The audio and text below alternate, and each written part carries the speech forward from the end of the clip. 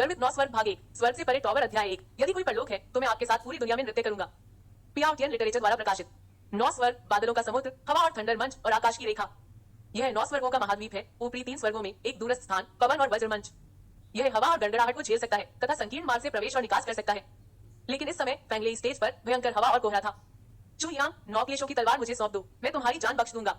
चू यांग, तुम मरने वाले हो, 9 कष्टों वाली तलवार सौंप दो, हम तुम्हें एक अक्षुण शरीर के साथ छोड़ सकते हैं। चू यांग, दुनिया की नंबर 1 दिव्य कलाकृति 9 क्लेश तलवार तुम्हारे हाथों में होना पूरी तरह से बेकार है। इतने सालों बाद भी तुमने कोई प्रगति नहीं की है। तुम बस इस दिव्य कलाकृति का दुरुपयोग कर रहे हो। बेहतर होगा कि तुम इसे सौंप दो। सभी दिशाओं से शोरगुल की लहरें आ रही थी।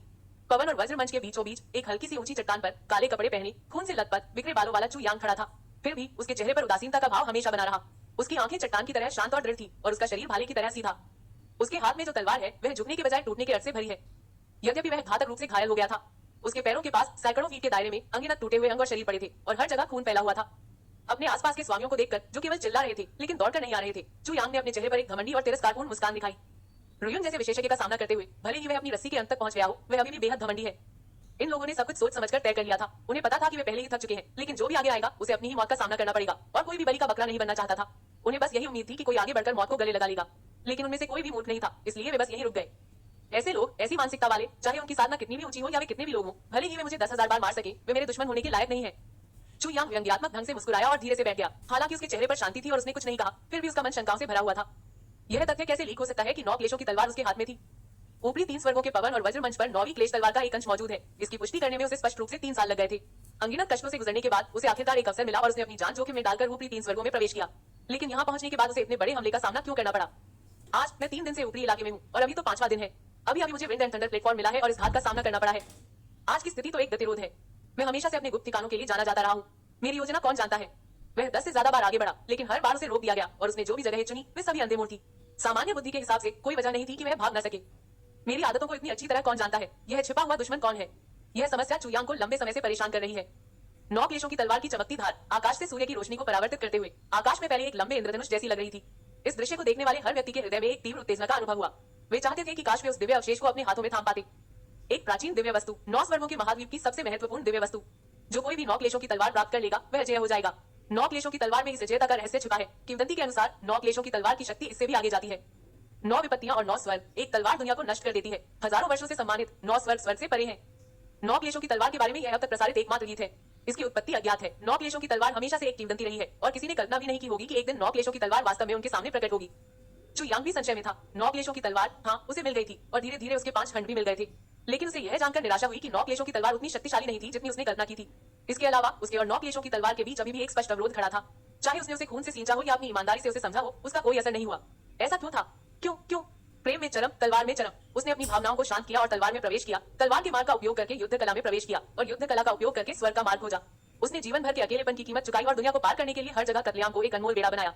दुर्भाग्य से वह अभी भी 9 क्लेश तलवार या 9 स्वर्ग दिव्य कला की साधना नहीं कर सका।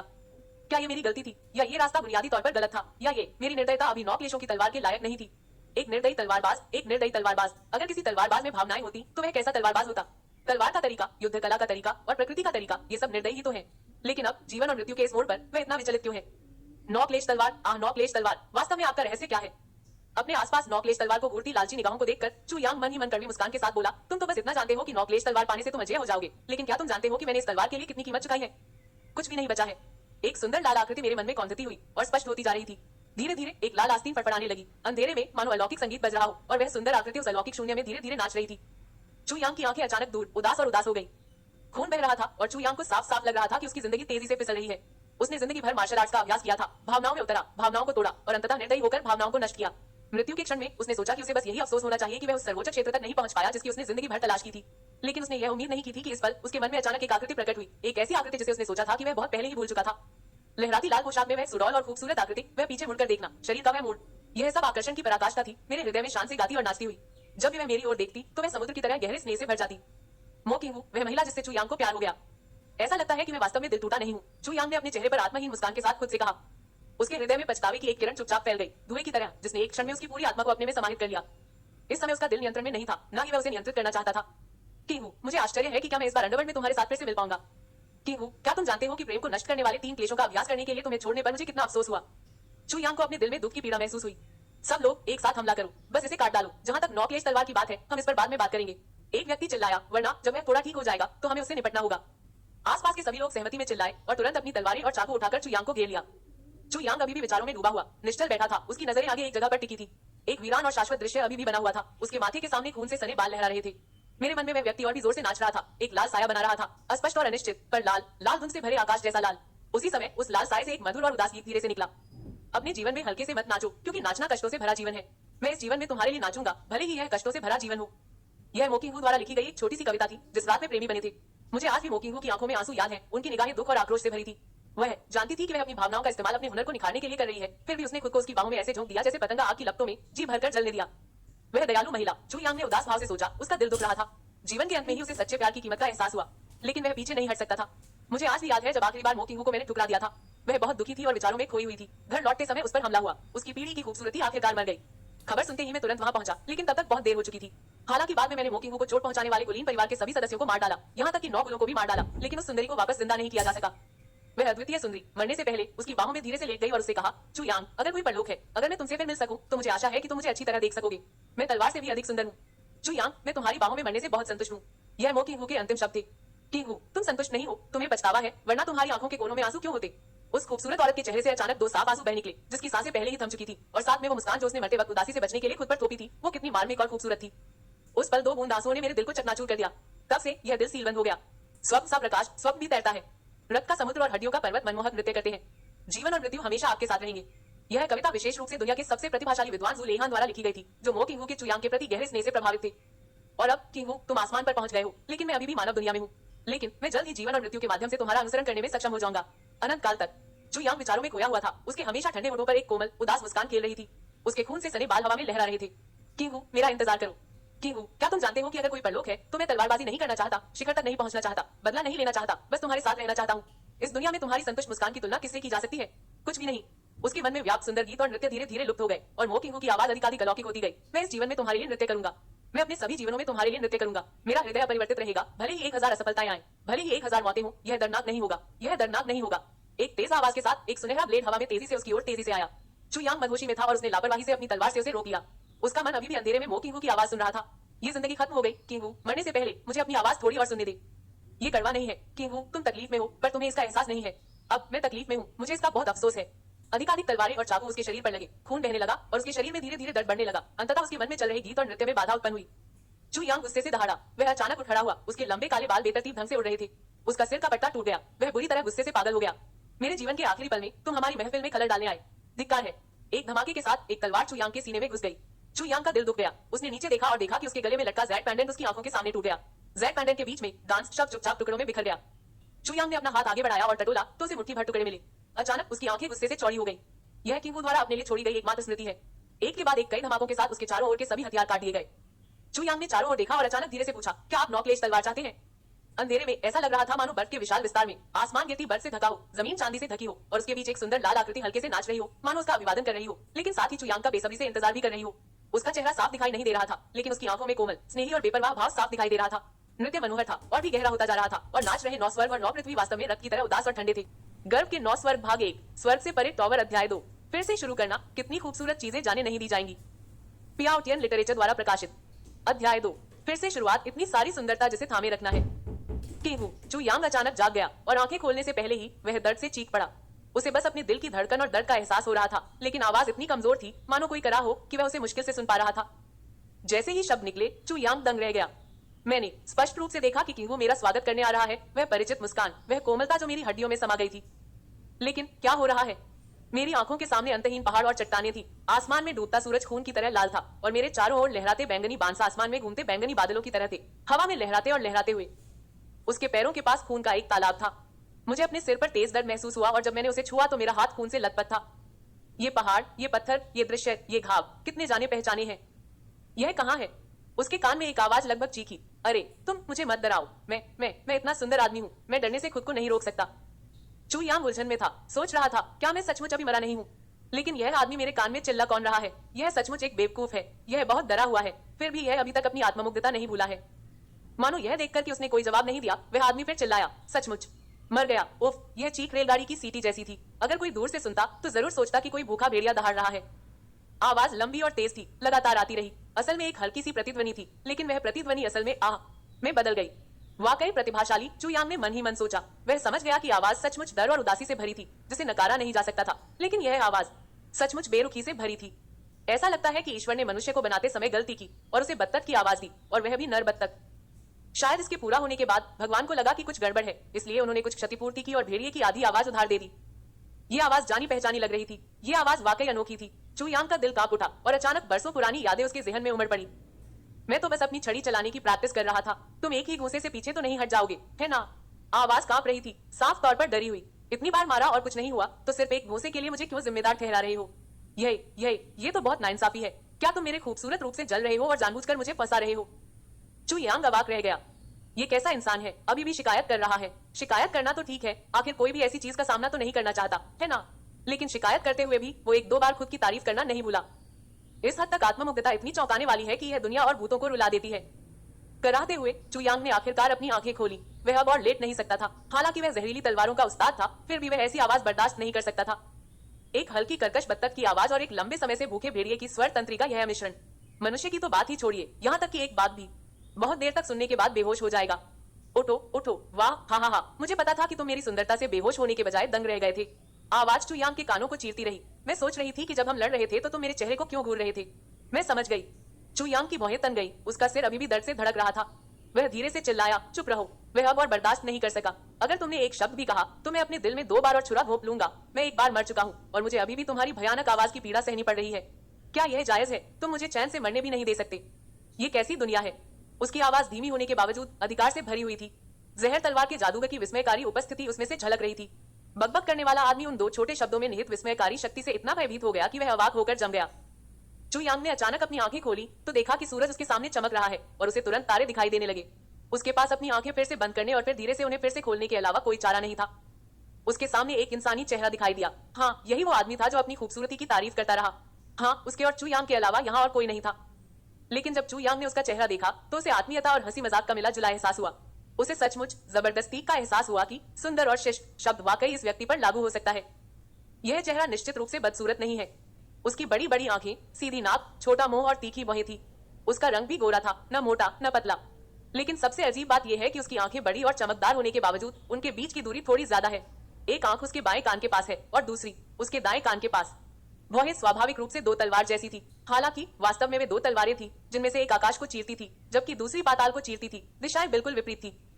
नाक भी बिल्कुल सीधी है, पर बहुत ज्यादा सीधी। नाक की जड़ एक क्षैतिज पर्वत श्रृंखला की तरह है जो असल में दोनों आंखों को अलग करती है। यह ऐसा है जैसे आकाशगंगा चरवाहे और बुनकर लड़की को अलग कर रही हो और उन्हें दूर से एक दूसरे को देखते रहने पर मजबूर कर रही हो। एक दूसरे से आंखें मिलाना भी मुश्किल होगा। उसका मुंह भी छोटा था, गुलाबी भी, लेकिन एक बड़े आदमी के चेहरे पर सचमुच चेरी जैसा मुंह, खासकर इतने बड़े आदमी के चेहरे पर। यह वास्तव में एक व्यंजन जैसा दिखता है, बर्फ सफेद टोफू का एक टुकड़ा जिसके ऊपर एक चमकदार लाल चेरी रखी हुई है। ऐसी शक्ल सूरत के साथ ये कहना कि उसमें व्यक्तित्व है, हद है। उसमें इतना व्यक्तित्व है, वो दुनिया में अनोखी ही होगी। उसके जैसा कोई मिल भी सकता था। खैर, चू यांग को लगा कि वह उस व्यक्ति की पूजा कर सकता है जिसे उसने पाया है। यह बहुत मुश्किल था। तान तान, चू यांग का पूरा शरीर बुरी तरह दर्द कर रहा था, मानो उसके दिमाग पर चाकू से वार हो रहा हो और उसका सिर फटने ही वाला था। फिर भी उसने खुद को काबू में रखने की कोशिश की और एक हल्की सी मुस्कान दी। तान तान, तुम अब भी इतनी चिड़चिड़ी और आत्ममुग्ध हो। यह तुम्हारे स्वभाव के बिल्कुल विपरीत है। यह व्यक्ति कोई और नहीं बल्कि चू यांग का बचपन का दोस्त और कनिष्ठ सहपाठी तान तान था। तान बातचीत के लिए और तान एपिफिलम के लिए। यह नाम लोगों के दिलों में गहराई से उतर जाता था। चू यांग का सबसे अच्छा दोस्त तान तान एक अनाथ था, या शायद एक परित्यक्त बच्चा भी, जिसे उसके मालिक ने पाला पोसा था। जब चू यांग 19 साल का था तब तान तान घर से दूर था जब उसकी अचानक मौत की खबर आई। आज तक चू यांग को पता नहीं चला कि तान तान की मौत क्यों हुई या उसे किसने मारा। वह काफी समय से जांच पड़ताल कर रहा है, लेकिन अभी तक कोई सुराग नहीं मिला है। तान तान की मौत का चू यांग पर गहरा असर पड़ा। इससे उसका पहले से ही एकाकी व्यक्तित्व और भी ज्यादा एकाकी और खामोश हो गया। चू यांग ने अभी अभी आंखें बंद करके आवाज सुनी थी और उसे यकीन हो गया था। उसने आंखें खोली और एक नजर डाली और लगभग तुरंत ही समझ गया कि वह कहाँ है। यह जगह बहुत परिचित है। तियानवाई टावर, पीछे का पहाड़, बैंगनी बांस का जंगल। यह दृश्य तब का है जब मैं 16 साल का था और टैन टैन के साथ लाठी युद्ध में भिड़ रहा था। अचानक मेरा ध्यान भटक गया और टैन टैन की लाठी से मैं बेहोश हो गया, इससे पहले कि वह पीछे हट पाता। क्या ऐसा हो सकता है कि मैं सचमुच 16 साल की उम्र में लौट आई हूँ? लेकिन यह कैसे संभव है? चू यांग ने चारों ओर देखा और गहन निरीक्षण के बाद आखिरकार उसे यकीन हो गया कि उसका पुनर्जन्म हो गया है। वह 16 साल की उम्र में लौट आया था। यह बिल्कुल असंभव बात उसके साथ घटित हो रही थी। चू यांग की मजबूत हिम्मत के बावजूद वह अचानक आश्चर्य से स्तब्ध रह गया। यदि मुझे सब कुछ फिर से शुरू करना होता तो मैं जीवन में कितनी चीजों को अपने पास रखता। अब सचमुच शुरू करना है। चू यांग काफी देर तक स्तब्ध रहा, फिर उसे होश आया। उसने गहरी सांस ली और अपने दिल में उबलती भावनाओं को दबा लिया। हालांकि उसका चेहरा लाल हो गया और उसे लगा कि उसका दिल जोर जोर से धड़क रहा है, मानो डोल की तरह उसके मुंह से बाहर निकल रहा हो। पीछे मुड़कर अपने खोए और बरामद भाई को ध्यान से देखते हुए चू यांग की आंखों में गहरी भावनाएं चमक उठी। उसकी आवाज थोड़ी भारी थी, लेकिन उसने मजाक में कहा, तान तान, मुझे आखिरकार सच पता चल गया कि तुम्हें उस समय क्यों छोड़ दिया गया था। सच में अगर तुम ऐसे ही किसी लड़के को जन्म दो तो डर के मारे भाग न जाने की तुम्हारी हिम्मत कितनी मजबूत होगी। टैन टैन ने अजीब तरह से अपना सिर खुजलाया और शर्माते हुए कहा, इसका कारण शायद यह है कि मैं बहुत सुंदर हूँ और मुझे लगता है कि तुम्हें इसलिए छोड़ दिया गया क्योंकि तुम बहुत बदसूरत हो। चू यांग ने अपनी आंखें घुमाई। अचानक उसे किसी को मारने और साथ ही हंसने की इच्छा हुई। मुझे याद है कि इस चोट के बाद मैं आधे महीने तक बिस्तर पर पड़ा रहा था। बाद में मुझे एहसास हुआ कि यह कोई स्पैरिंग गलती नहीं थी, बल्कि किसी ने मुझे जहर दे दिया था, जिसके कारण मैं कुछ समय के लिए लकवाग्रस्त हो गया था। जिस व्यक्ति ने उसे जहर दिया था उसके निशाने पर सिर्फ वो ही नहीं था। उसकी असली योजना थी कि वो सही समय पर तंत्र को डंडे से पीट पीट कर मार डाले, जिससे तंत्र का अंत हो जाए। किसी भी संप्रदाय में लड़ाई झगड़ा आम बात है, लेकिन किसी की जान लेना बहुत बड़ी बात है। तान तान का संप्रदाय से निष्कासन तय है, लेकिन जिस आदमी ने उसे जहर दिया था उसे अंदाजा नहीं था कि इस दौरान, हालांकि तान तान उसके बराबर दिख रहा था, असल में वह उससे ज्यादा ताकतवर था। उससे लड़ते हुए उसके पास हमेशा कुछ ताकत बची रहती थी। सबसे महत्वपूर्ण क्षण में, हालांकि वह अभी भी समय पर अपना हाथ वापस नहीं खींच सका, लेकिन वह समय रहते छड़ी से अधिकांश बल को हटाने में सक्षम रहा, जिसके परिणामस्वरूप केवल मामूली चोटें आई। मेरे गुरु के अधीन मेरे और तान तान सहित 3 शिष्य थे। उन्हें जहर देने वाला मेरा सबसे बड़ा भाई था, शी कियानशान। चू यांग की आंखों में एक ठंडी रोशनी चमक उठी और उसने चुपचाप अपने दिल में ये 3 शब्द दोहराए, पत्थर, हजार, पहाड़। उसका चेहरा अचानक सर्दी की तरह सख्त हो गया और ठंड बढ़ती ही जा रही थी। एक हल्की सी जानलेवा मंशा उसके चारों ओर मंडरा रही थी। तान तान उसके ठीक बगल में था, लेकिन न जाने क्यों इस तपती गर्मी के दिन में उसे अचानक एक चुभती हुई ठंड का एहसास हुआ और वह कांपने से खुद को नहीं रोक सका। टॉवर बियॉन्ड हेवन अध्याय 3, पाखंडी, पियाओटियन लिटरेचर द्वारा प्रकाशित। यह गुरु को संप्रदाय का मिशन पूरा करने का इनाम था। गुरु ने एक बार कहा था कि इस दवा को दोबारा लेना उनके लिए बेकार होगा, इसलिए वे अपने 3 साथी शिष्यों में से किसी एक को इसे लेने के लिए चुनना चाहते थे। चू यांग को बसंत और पतझड़ की गोली देखकर दुख हुआ। पिछले 3 दिनों में जिस तरह का कचरा फेंकने के बाद किसी ने नहीं उठाया, वही इस बार बड़े भाई के लिए उन दोनों को फंसाने का कारण बना। मुझे याद है कि मेरे पिछले जन्म में यह वसंत और शरद ऋतु की गोली मेरे वरिष्ठ भाई शी कियानशान द्वारा प्राप्त की गई थी। जब तक तन तन की एक दुर्घटना में अचानक मृत्यु नहीं हो गई। एक दिन जब मैं तन तन को श्रद्धांजलि देने गया तो मैंने संयोग से वहां सबसे बड़े भाई को देखा और उन्होंने तन तन की समाधि पर इस मामले के बारे में बताया। मैंने यह बात सुनी और तब मुझे एहसास हुआ कि सबसे बड़ा भाई, जिसका मैं और तन तन हमेशा सम्मान करते थे, कितना नीच व्यक्ति था। यह सोचकर चू यांग ने मन ही मन आह भरी। वह और तान तान पिछले जन्मों में कितने मूर्ख थे। शी कियानशान एक दुबला पतला सुशिक्षित व्यक्ति था, लगभग 23-24 साल का। वह आमतौर पर चू यांग और तान तान के प्रति बहुत दयालु था और अक्सर अपने बड़े भाई के साथ अपने भाइयों से भी बेहतर व्यवहार करता था। लेकिन उसने कभी सोचा भी नहीं था कि यह सब झूठ था। वो शुरू से ही चू यांग और तान तान का इस्तेमाल करता आ रहा था। उसका हमेशा का भेष यही था कि नाजुक मौके पर उन दोनों पर कदम रखकर संप्रदाय के साधना संसाधनों पर एकाधिकार कर लेता। चू यांग भी जानता था कि शी कियानशान ने ऐसा क्यों किया। वह तियानवाई टॉवर के आंतरिक संप्रदाय में प्रवेश करने और एक आंतरिक संप्रदाय के शिष्य की योग्यता प्राप्त करने के लिए हर संभव प्रयास कर रहा था।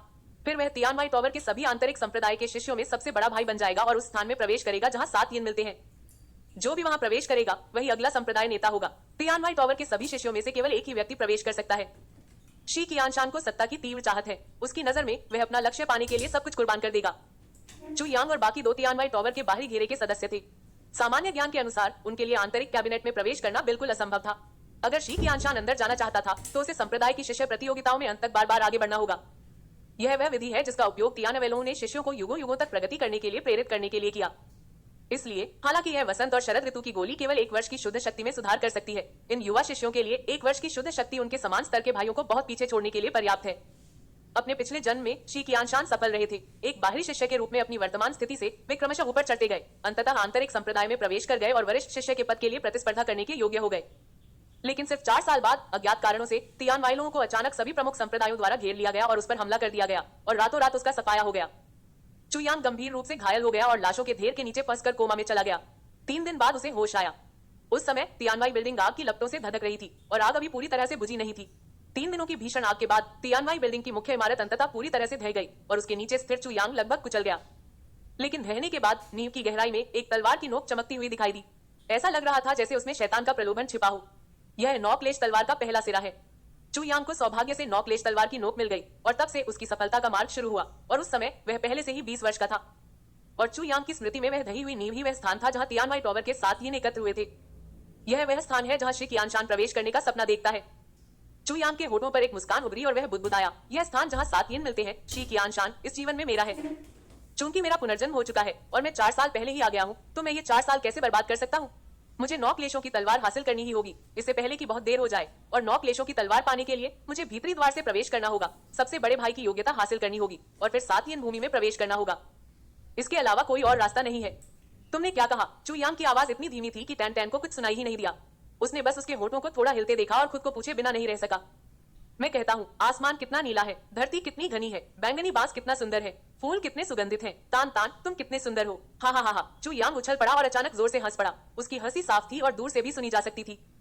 इस पल चू यांग उत्साह से भर गया। उसके पिछले जन्म के सारे पछतावे इसी जन्म में पूरे हो जाएंगे। की हूँ, मेरा इंतजार करो, मैं तुम्हें इस जीवन में निराश नहीं होने दूंगा। मैं चाहता हूँ कि तुम जान लो कि तुम तलवार से भी ज्यादा खूबसूरत हो। मैं चाहता हूँ कि तुम जान लो कि तुम इस दुनिया के सबसे खूबसूरत इंसान हो। तुम सबसे खूबसूरत इंसान हो। तंतनट, अच्छे भाई, मैं तुम्हें दोबारा मरने नहीं दूंगा। मोतियान जी, मेरा इंतजार करो। स्वर्गीय दाव के शिखर तक मैं चू यांग चढ़ूंगा ऊपर। अरे, मैं दिखने में तो सुंदर हूँ, हाँ, लेकिन ये आसमान, ये धरती, ये बैंगनी बांस, इनमें ऐसा क्या खास है? तुम तो पागल हो। टैन टैन ने आंखें घुमाई, एक भौं आसमान की तरफ उठाई और दूसरी भौं जमीन पर टिकाते हुए बुदबुदाया। चू यांग, तान तान, क्या तुम यहाँ हो? जोरदार हंसी के बाद हरे कपड़े पहने एक युवक बैंगनी बांस के जंगल से बाहर निकला। उसका शरीर पतला है, चेहरा पतला है, रंग थोड़ा सा सांवला है तथा आंखें छोटी लेकिन चमकदार हैं। शी कियानशान। चू यांग ने तुरंत अपना सिर घुमाया और शांति से उस सौम्य मुस्कुराते चेहरे को देखा। उसने शी कियानशान की आंखों की गहराई में निराशा और पछतावे की झलक साफ देखी। चू यांग को सही सलामत देखकर यही निराशा हुई। धिक्कार है, वो मरा क्यों नहीं? लेकिन तभी शी कियानशान ने गुस्से से भरा चेहरा दिखाया और चिल्लाया, तुम क्या कर रहे हो? चू यांग, तुम्हारे दिमाग में क्या गड़बड़ है? क्या मैंने तुम्हें बहुत पहले नहीं बताया था कि जब भाई एक साथ मार्शल आर्ट का अभ्यास करते हैं तो उन्हें सीमा तक पहुंचने पर रुक जाना चाहिए? तान तान, तुमने इतनी बड़ी ताकत का इस्तेमाल किया, क्या तुम चू यांग को मार डालने की कोशिश कर रहे हो? टैन टैन ने शर्म से भरे चेहरे के साथ शी कियानशान को डरते हुए देखा। उसने मुंह खोला और हकलाते हुए बोला, बड़े भाई, ये मेरी गलती है। मेरी खूबसूरती ने चू यांग को चौंका दिया और वो दंग रह गया। चू यांग कुछ देर के लिए अवाक रह गया। तुम लोग, तुम मुझे सच में बहुत परेशान करते हो। शी कियानशान ने झुंझलाहट में आह भरी। मास्टर और मैं कब निश्चिंत हो पाएंगे? तुम इतने बड़े हो गए हो, फिर भी बच्चों जैसा व्यवहार करते हो। बोलते हुए वह तेजी से आगे बढ़ी। उसका चेहरा चिंता से भरा हुआ था। चलते चलते उसने अपने अंडरवियर का एक टुकड़ा झटके से फाड़ दिया। वह चेहरे पर दया के भाव लिए चू यांग के सामने आई। क्या दर्द हो रहा है? हिलना मत, मैं पट्टी बांध दूंगी। इधर उधर मत घूमना और कुछ दिनों तक भागना मत, ताकि घाव हवा के संपर्क में न आए। उसने अपने कब्जों से चू यांग के खून को सावधानी से पोंछा, फिर धीरे से पट्टी बांधी। आखिरकार उसने आत्मविश्वास से उसे देखा, राहत की सांस ली और कहा, अफसोस, अगर मास्टर ने यह देखा तो वह जरूर मुझे अपने दोनों छोटे भाइयों की अच्छी देखभाल न करने का दोषी ठहराएंगे। तुम दोनों, उसने आह भरी और सिर हिलाया। बड़े भाई, हम गलत थे। तंत्र ने असहज होकर कहा, मुझे माफ करना। अगली बार जब मैं उससे लड़ूंगा तो मैं बस अपना चेहरा ढक लूंगा। तुमने मेरे साथ ऐसा क्या किया है कि तुम्हें दुख हो रहा है? काश अगर यह बड़ा घाव तुम्हें होता तो क्या तुम्हें दर्द होता? शी कियानशान ने गुस्से से कहा, तुम्हें छोटे भाई चू यांग के लिए दुख हो रहा है। शी कियानशान की आंखें तंत्र के आत्ममुग्धता पर तिरस्कार से चमक उठी। इतना बदसूरत संकी इतना आत्ममुग्ध कैसे हो सकता है? यह सचमुच अविश्वसनीय था। जब शी कियानशान बोलते थे तो हर शब्द ऐसा लगता था जैसे सीधे दिल से निकला हो। इसके अलावा उनकी नजरें कभी नहीं झुकती थी, बल्कि खुले और ईमानदार भाव से सीधे सामने वाले की आंखों में देखती रहती थी। एक नजर में ही पता चल जाता था कि उनका मन खुला है और वे जो कुछ भी करते हैं दिल से करते हैं। हाँ हाँ, तंत्र ने बार बार सिर हिलाया। उसका चेहरा अपराध बोध और शर्म से भर गया था। अपने बड़े भाई की चिंतित पूछताछ से वह पूरी तरह से अपमानित महसूस कर रहा था। उसने बेबसी से अपना चेहरा छुआ और शोकाकुल आह भरी, यह महसूस करते हुए कि उसकी सुंदरता, उसकी अद्भुत उपस्थिति वास्तव में देश और उसकी जनता के लिए एक आपदा थी, एक अक्षम्य कृत्य। चू यांग ने मन ही मन आह भरी। यह शी कियानशान, चाहे उसके चेहरे के भाव हो, चाल ढाल हो या लहजा, वह बहुत ईमानदार था। उसमें एक भी दोष नहीं था। अगर उसका पुनर्जन्म न हुआ होता तो वह जरूर उससे धोखा खा जाता। इसमें कोई आश्चर्य नहीं कि यह व्यक्ति अपने पिछले जीवन में बाहरी शिष्यों से अलग खड़ा होने में सक्षम था और शीर्ष तक पहुंच गया था, जब तक कि वह अंततः सबसे बड़े वरिष्ठ भाई के पद के लिए प्रतिस्पर्धा नहीं करने लगा। यदि तियानवेलों को नष्ट नहीं किया गया होता तो चू यांग को यकीन हो सकता था कि आंतरिक संप्रदाय के वरिष्ठ भाई की अंतिम स्थिति निश्चित रूप से शी कियानशान की जेब में होगी। दूसरों के सामने कुछ और पीठ पीछे कुछ और कहने की यह क्षमता वाकई दुर्लभ है। यह बिल्कुल बेमिसाल है। दूसरों को कभी पता ही नहीं चलेगा कि वह क्या सोच रहा है। इसमें कोई आश्चर्य नहीं कि वह अपने पिछले जीवन में आंतरिक संप्रदाय में प्रवेश करने के बाद इतने कम समय में संप्रदाय के नेता वू युनलियांग की बेटी वू कियान का दिल जीतने में सक्षम था। वू कियान को तियानवेलू की सबसे खूबसूरत महिला माना जाता था और उनके अनगिनत प्रशंसक थे। लेकिन शी कियानशान हालांकि दिखने में बहुत सुंदर नहीं थी, फिर भी उसने चुपचाप इस गौरवशाली युवती का दिल जीत लिया। जब यह बात फैली तो पूरा तियानवेलू स्तब्ध रह गया। लेकिन अब चू यांग को पता चल गया था कि यह सब कोई संयोग नहीं था। शी कियानशान वह यह कर सकता था, लेकिन इस जन्म में शी कियानशान के लिए फिर से ऐसा करना आसान नहीं होगा, क्योंकि उसके सामने मैं चू यांग हूँ। मेरे सामने उसकी सारी योजनाएं बेकार हैं। चलो मेरे साथ वापस आओ और स्वस्थ हो जाओ। शी कियानशान ने चू यांग को लगन से ऊपर आने में मदद की। चू यांग मुस्कुराया और एक कदम आगे बढ़ने ही वाला था कि अचानक चौंक गया। उसके डेंटियन में एक तेज भूख का एहसास हुआ, या यूं कहें कि यह एक बहुत ही जरूरी एहसास था। चू यांग दंग रह गया। क्या हो रहा है? भूख लगी है, पेट की कोई समस्या होगी, है ना? या शायद सिर्फ पेट में तकलीफ है, तो फिर मेरा दांटियन भी भूखा क्यों है? यह अनुभूति ज्वार की तरह थी और डेंटियन एक उबलते बर्तन की तरह महसूस हुआ। चू यांग की पूरी एकाग्रता के बावजूद यह बिल्कुल असहनीय था। चू यांग खुद को रोक नहीं सका, उसका मन डूब गया और उसने अपनी शक्ति का इस्तेमाल करके भीतर झांका। यह देखकर चू यांग सदमे से लगभग चीख पड़ा। उसके डेंटियन के बीचों बीच अचानक एक छोटी अलौकिक तलवार की परछाई उभरी। उसका रंग मटमैला था, बस एक उंगली के पोए जितना, और तलवार पर 8 दरारें साफ दिखाई दे रही थी। इस तलवार का आकार थोड़ा अजीब है, लेकिन चू यांग के लिए यह बेहद परिचित है। यद्यपि यह जीर्ण शीर्ण है, यह भ्रामक छाया अदृश्य रूप से एक प्रभावशाली आभा प्रकट कर सकती है जो आकाश और पृथ्वी को निगल सकती है।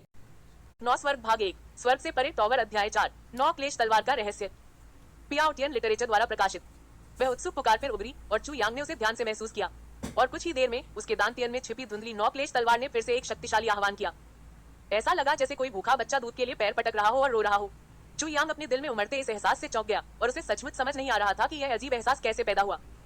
जैसे ही उसके विचारों ने संपर्क किया, धुंधली 9 क्लेश तलवार छाया ने एक हल्का प्रतिरोध और जिज्ञासा उत्सर्जित की, जैसे कि एक बच्चा उसकी ओर मासूम आंखों से देख रहा हो। उसकी आंखों में इच्छा, अपरिचितता और अपेक्षा थी।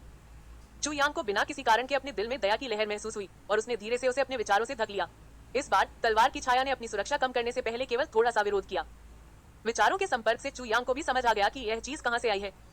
यह 9 क्लेशों वाली तलवार नहीं थी, ज्यादा सटीक तौर पर कहें तो यह 9 क्लेशों वाली तलवार की भावना थी, या यूं कहें कि तलवार का इरादा। जब उसने वह विनाशकारी चाल चली तो उसने 9 क्लेशों की तलवार को अपने हृदय में उतार दिया, उसे अपने हृदय के रक्त से भर दिया और तलवार की आत्मा को उत्तेजित कर दिया। यहीं से 9 क्लेशों की तलवार के भीतर के सबसे बड़े रहस्य की शुरुआत हुई, और यह जागृत तलवार की भावना ही थी जिसने किसी कारणवश उसे उसकी युवावस्था में वापस ला दिया। 9 क्लेशों वाली तलवार का अंतिम प्रहार निश्चित था। इसका अर्थ था दुश्मन के साथ साथ मरना, और पहले खुद को मारना, फिर दुश्मन को। केवल ऐसे दृढ़ संकल्प से ही इसे चलाया जा सकता था। चू यांग को यह नहीं पता था कि यह 9 क्लेश तलवार के रहस्यों में से एक था। सभी पूर्व 9 क्लेश तलवार गुरुओं ने केवल तलवार साधना के मार्ग पर ही अभ्यास किया था, लेकिन वे 9 क्लेश तलवार की मान्यता प्राप्त नहीं कर सके, क्योंकि अगर वे पूरी तरह से तलवार की तरह अभ्यास करते तो उन्हें क्या लाभ होता। तलवार स्वाभाविक रूप से निर्दयी होती है, इसलिए इससे प्रेरित होकर वे स्वाभाविक रूप से निर्दयी तलवार का रास्ता चुनेंगे। इसलिए पिछले सभी 9 क्लेश तलवार स्वामी सिर्फ तलवार के गुलाम थे। चू यांग के पिछले जन्म सहित वह सिर्फ तलवार का गुलाम था। तलवार का गुलाम। तलवार ही मनुष्य का उपयोग करती है, न कि मनुष्य ही तलवार का उपयोग करता है। लेकिन चू यांग ने अपनी आखिरी चाल चली, मेरे खून और पसीने का उपयोग करके सभी विपत्तियों को नष्ट करना। चू यांग के अलावा 9 क्लेशों की तलवार पाने वाला कोई भी व्यक्ति इस चाल का इस्तेमाल करने की हिम्मत नहीं कर पाया, और जब उनकी जीवन सीमा समाप्त हो जाती या वे अप्रत्याशित रूप से मारे जाते तो 9 क्लेशों की तलवार स्वतः ही बिखर जाती, अपने खंडित रूप में लौटकर पूरे महाद्वीप में बिखर जाती, चुपचाप अपने असली स्वामी की प्रतीक्षा करती, इस उम्मीद में कि एक दिन वे 9 क्लेशों की तलवार की महिमा के शिखर पर पहुंचेंगे और अपने असली पवित्र भाग्य की शुरुआत करेंगे। इसलिए चू यांग जे के हताशा भरे आखिरी कदम ने तलवार की आत्मा को पूरी तरह से सक्रिय कर दिया और उसके दांतियान में निवास करने के लिए प्रेरित किया। उस समय से 9 स्वर्गों के महाद्वीप में नंबर 1 दिव्य वस्तु का वास्तव में एक स्वामी था। इसीलिए उसने चू यांग को इतनी आसानी से स्वीकार कर लिया। यह कहा जा सकता है कि 9 क्लेश तलवार बनाने वाले व्यक्ति के अलावा चू यांग 9 क्लेश तलवार का पहला मालिक है। 9 क्लेश तलवार का सच्चा स्वामी। अपने जीवन को जोखिम में डालने और फिर पुनर्जन्म लेने का यही वास्तविक अर्थ है। इस क्षण से चू यांग को स्पष्ट रूप से पता था कि वह एक ऐसे रास्ते पर चल पड़ेगा जो उसके पिछले जीवन से पूरी तरह से अलग था। अब 9 क्लेश तलवार की तलवार आत्मा एक रोते हुए बच्चे की तरह 9 क्लेश तलवार के टुकड़ों और स्वर्ग और पृथ्वी की आध्यात्मिक ऊर्जा के पोषण की सख्त जरूरत महसूस कर रही है। यह तीव्र भावना चू यांग को भी 9 क्लेश तलवार के टुकड़ों को ढूंढने के लिए प्रेरित कर रही है। उन पोषक तत्वों को ढूंढो जिनकी 9 क्लेश तलवार को जरूरत है। चू यांग का मन उसके डेंटियन में डूब गया और उसने अपने मन का उपयोग धुंधली तलवार की आत्मा को घेरने के लिए किया, पूरे दिल से उसे सांत्वना प्रदान की। थोड़ी देर बाद 9 क्लेशों वाली तलवार की मंशा चू यांग की ईमानदारी को भांप गई और धीरे धीरे शांत हो गई। हालांकि उसमें अभी भी थोड़ी हिचकिचाहट थी, फिर भी उसने अब वह लालसा भरी पुकार नहीं की। यह उस बच्चे की तरह था जिसे उसका पसंदीदा खिलौना नहीं मिल रहा था, लेकिन वह इतना समझदार था कि शोर मचाना बंद कर दिया और अपने माता पिता को मुंह बनाकर और आंखों में आंसू भरकर देखता रहा। यह 9 क्लेश तलवार आत्मा एक छोटे बच्चे की तरह प्यारी है। चू यांग को दया का एहसास हुआ और इस भावना के बीच उसके दिल में शर्म की भावना वास्तव में उभर आई। उसने अपनी उत्तेजना पर काबू पाया और राहत की सांस ली। उसने आंखें खोली और देखा कि शी कियानशान उसे देख रहा है। उसकी आंखों में उत्साह की झलक थी। उसने सोचा होगा कि चू यांग का असामान्य व्यवहार चोट की वजह से है। चू यांग को आंखें खोलते देख उसकी आंखों का उत्साह गायब हो गया और उसने चिंता से पूछा, छोटे भाई चू, तुम्हें क्या हुआ है? यह ठीक है, यह सिर्फ मुझे अचानक पादने का मन हुआ। ओह, लेकिन यह देखते हुए कि आप वरिष्ठ भाई मेरे ठीक सामने थे, मुझे शर्मिंदगी महसूस हुई और इसे रोकने के लिए मुझे बहुत प्रयास करना पड़ा। चू यांग ने शी कियानशान को अर्थपूर्ण ढंग से देखा और गंभीरता से कहा। ओह, शी कियानशान का चेहरा बदल गया और उसने अजीब तरह से कहा, यह बहुत असहज होगा। एक पल के लिए उसे समझ नहीं आया कि क्या जवाब दे। क्या उसे अपनी बात कहने के लिए मनाना चाहिए या बस दबाए रखना चाहिए? ऐसा लगता है कि उनमें से कोई भी उपयुक्त नहीं है। बगल में बैठा तंत्र जोर से हंस पड़ा, लेकिन उसे लगा कि यह ठीक नहीं है, इसलिए जोर से हंसने की हिम्मत नहीं हुई। इसके अलावा उसकी आवाज अनोखी थी, इसलिए उसकी हंसी की आवाज वाकई बात जैसी धीमी थी। शी कियानशान को मतली महसूस हुई और लगभग उल्टी आ गई। चू यांग मन ही मन हंसा। उसे लगा जैसे उसकी मानसिकता चुपचाप बदल रही है और ऐसा लग रहा था कि अब वह पहले जैसा नहीं रहा। अब सभी पछतावों को दूर करने का अवसर है। आपकी मानसिकता स्वाभाविक रूप से उन्नत और शांतिपूर्ण हो जाएगी। अपने पिछले जन्म में उसे आखिरकार 4 साल बाद 9 क्लेशों वाली तलवार की नोक मिली थी। और तो और उसे पता भी नहीं था कि 9 क्लेशों वाली तलवार में असल में तलवार की आत्मा होती है। बैंगनी बांस के जंगल में घर की ओर कदम दर कदम चलते हुए चू यांग के विचार रास्ते में लगातार बदलते हुए प्रतीत हो रहे थे। वह घर जो केवल मेरी यादों में मौजूद था, हर बार जब मैं एक कदम करीब जाता था तो मुझे लगता था कि मेरी आत्मा कांप रही है और फिर मेरे दिल से एक नया मूड और धारणा उठती है और धीरे धीरे मेरा दिल इच्छा से भर गया। उस कमरे में उसका मालिक था, वह व्यक्ति जिसका वह जीवन में सबसे ज्यादा सम्मान करता था। अब जब वह 16 साल का हो गया था, चाहे वह पुनर्जन्म था या कुछ और, वह अब जहर तलवार का मार्शल मास्टर नहीं था। वह अब चू यांग था, एक छोटा लड़का, एक कमजोर लड़का। मेरे बड़े होने से पहले इस महाद्वीप पर अनगिनत लोग हैं जो मुझे मार सकते हैं। अगर मैं अब भी खुद को अपने पिछले जन्म का मार्शल आर्ट मास्टर मानता रहूं और मेरी ताकत किसी से कम न हो तो मैं जल्दी ही मर जाऊंगा। केवल चू यांग ही जानता था कि उस निचले 3 दिनों में तो राजसी हो सकता है, लेकिन बीच के 3 दिनों में वह कुछ हद तक संयमित रहेगा और उसे सावधानी से काम लेना होगा। और ऊपरी 3 दिनों तक यह कोई बड़ी बात नहीं है। एकमात्र रास्ता यही है कि आप अपने पिछले जीवन के सारे वैभव को भूलकर नए सिरे से शुरुआत करें। कदम दर कदम लगातार शिखर पर चढ़ते जाना ही सही रास्ता है।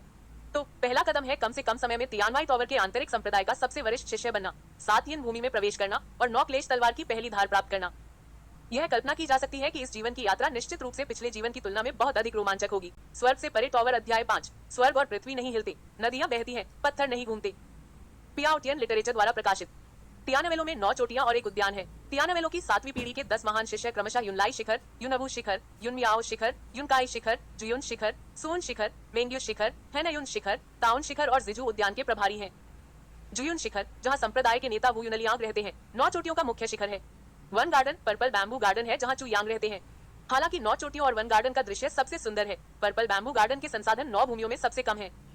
बैंगनी बांस उद्यान के प्रमुख मेंग चाओरान 10 शिष्यों में सबसे छोटे थे।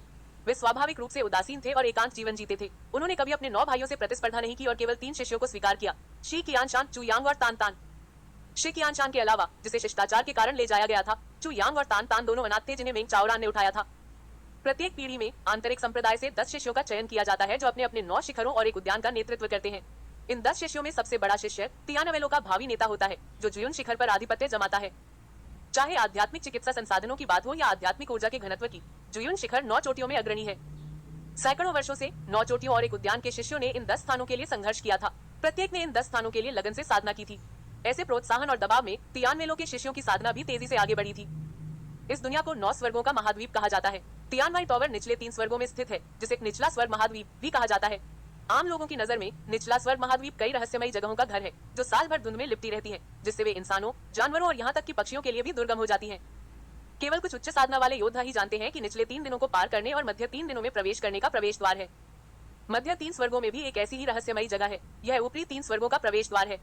यदि आप प्रवेश करना चाहते हैं तो आपके पास उस दुनिया से परे जाने की क्षमता होनी चाहिए जिसमें आप हैं। 9 स्वर्गों वाला महाद्वीप, जैसा कि इसके नाम से ही जाहिर है, अविश्वसनीय रूप से विशाल है। पूर्व से पश्चिम तक इसकी दूरी कभी ज्ञात नहीं हुई और दक्षिण से उत्तर तक इसकी दूरी कभी दर्ज नहीं की गई। यह असीम है। आज तुम शराब पीते हो और नाच गाने का आनंद लेते हो, कल तुम्हें जंजीरों में जकड़कर मौत की सजा दी जाएगी। आज का सम्राट कल एक पराजित सेनापति और तलवार का शिकार हो सकता है। आज का डाकू कौन निश्चित रूप से कह सकता है कि वह कल पीला वस्त्र पहनकर अधिपति नहीं बन जाएगा। इस जादुई महाद्वीप में कुछ भी हो सकता है। किसी भी अन्य महाद्वीपीय ग्रह की तरह शाही दरबार के बाहर भी हाशिए पर पड़े लोग, भटकते शूरवीर और पाताल लोक के लोग रहते हैं। जहाँ पाताल लोक है वहाँ अच्छे और बुरे पक्ष होते हैं और अच्छाई और बुराई के बीच एक अंतर होता है। अच्छाई और बुराई एक साथ नहीं रह सकते और उनके बीच संघर्ष अंतहीन है। इस लंबे संघर्ष के दौरान प्रत्येक ने अपने अपने कौशल और आचरण के नियम बनाए हैं। कभी कभी लड़ाइयाँ विनाशकारी होती हैं और कभी कभी सैकड़ों वर्षों तक शांति और सुकून का दौर चलता है। दुनिया में चीजें बहुत अद्भुत हैं।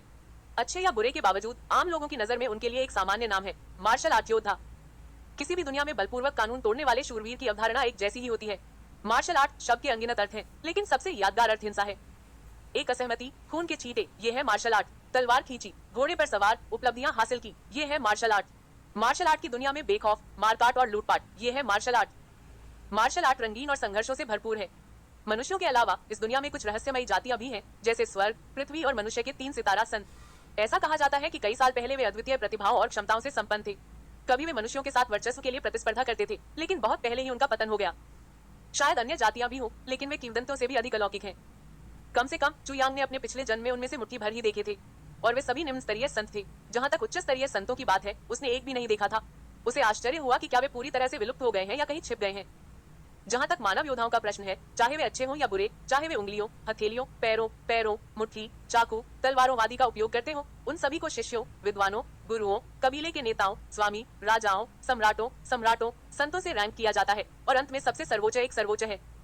इसमें 11 रैंक है और प्रत्येक रैंक को ग्रेड 1 से 9 तक विभाजित किया गया है। मुट्ठी और हथेली कुंफू को सामूहिक रूप से मार्शल आर्ट कहा जाता है। इसमें मार्शल आर्ट के प्रशिक्षु, योद्धा, मार्शल मास्टर, मार्शल कुलपति, मार्शल मास्टर, मार्शल राजा, मार्शल सम्राट, मार्शल लॉर्ड और मार्शल संत शामिल हैं।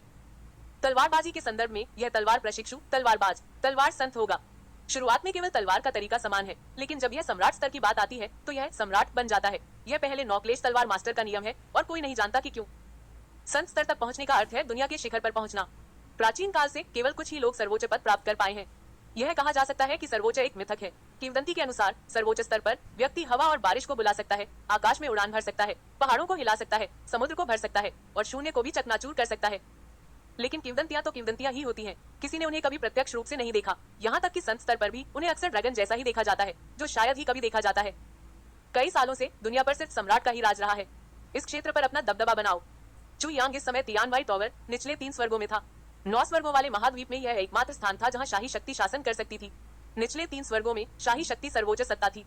तुम तीनों अंदर आओ। बैंगनी वस्त्र पहने और शांत भाव से भरे मेंग चाओरान जिजू गार्डन के द्वार पर खड़ा था।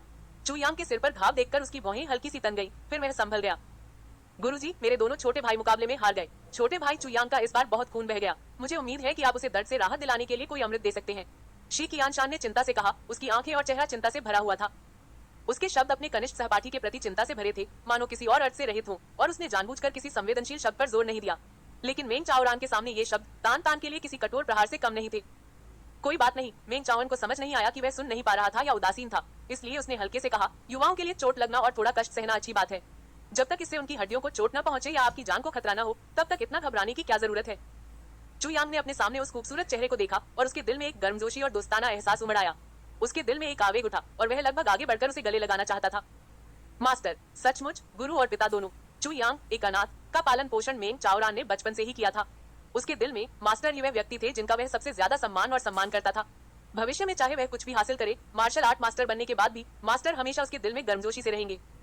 उसका स्वामी हानि रहित और निर्विवाद प्रतीत होता था, लेकिन वह दुनिया की हर चीज पर नजर रखता था और उसकी सावधानी किसी की कल्पना से परे थी। मेंग चाओरान, जो कभी अपनी क्षमताओं का प्रदर्शन नहीं करता, उसके पास ऐसी शक्ति है जिसकी कोई कल्पना भी नहीं कर सकता। चू यांग को 4 साल बाद तियानवेलो में घटी वह भयावह घटना आज भी याद थी। सफेद रंग के कपड़े पहने मेंग चाओरान तलवार लेकर धधकती आग की लपटों में से गुजरा। अनगिनत दुश्मन तड़प तड़प कर चीख पड़े जब उसने वार किया और मर गया। वह आसानी से बच सकता था, लेकिन वह तब तक अडिग रहा जब तक कि पूरा संप्रदाय जलकर राख नहीं हो गया। तभी चू यांग को एहसास हुआ कि उसके गुरु मेंग चाओरान, जो तियानवेलो में इतना शांत स्वभाव का था, असल में उस इमारत के सबसे शक्तिशाली साधकों में से एक था। उसकी साधना मार्शल मास्टर के स्तर तक पहुंच गई थी। वह मार्शल ऑनरेड 1 बनने के भी करीब था। आखिरी क्षण में मेंग चाओरान ने चू यांग को देखा, जो गंभीर रूप से घायल था, लेकिन मरा नहीं था। वह तैरकर उसके पास गया और उसे अपनी हथेली से बेहोश कर दिया। तब चू यांग को लगा कि वह अनगिनत लाशों से दबा हुआ है। अपने पिछले जीवन में अपने स्वामी की खोज ही उसके लिए एक ऐसा मिशन था जो उसके दिल के बेहद करीब था। अपने स्वामी को पाना, उनकी रक्षा करना और उनका कर्ज चुकाना, यही उसकी ख्वाहिशें थी। लेकिन वह उन्हें कभी नहीं पा सका और यह बात उसके दिल में हमेशा के लिए एक अफसोस बन गई। इस समय इस परिचित और मैत्रीपूर्ण चेहरे को पुनः देखकर मैं मिश्रित भावनाओं से खुद को रोक नहीं पा रहा हूँ। 3 महीने में चोटियों के बीच महाप्रतियोगिता शुरू हो जाएगी। मेंग चाओरान के शब्दों ने चू यांग के विचारों को बाधित किया। उन्होंने कहा, तुम तीनों और अधिक अभ्यास करो। देखते हैं कि कौन आंतरिक संप्रदाय में प्रवेश कर पाता है और आंतरिक संप्रदाय का शिष्य बन पाता है। यह हमारे तियानवाई टॉवर के लिए एक भव्य आयोजन है, इसलिए हिम्मत मत हारो। हाँ, तीनों एक साथ सहमत हो गए। मेरा तियानवेलो अन्य संप्रदायों से अलग है। 9 चोटियों और एक उद्यान के गुरु को हमेशा आंतरिक शिष्यों में से चुना जाता रहा है। मुझे यह भी आशा है कि आप में से कोई 10 महान शिष्यों में से एक बन सके और जिजू उद्यान का उत्तराधिकारी बन सके।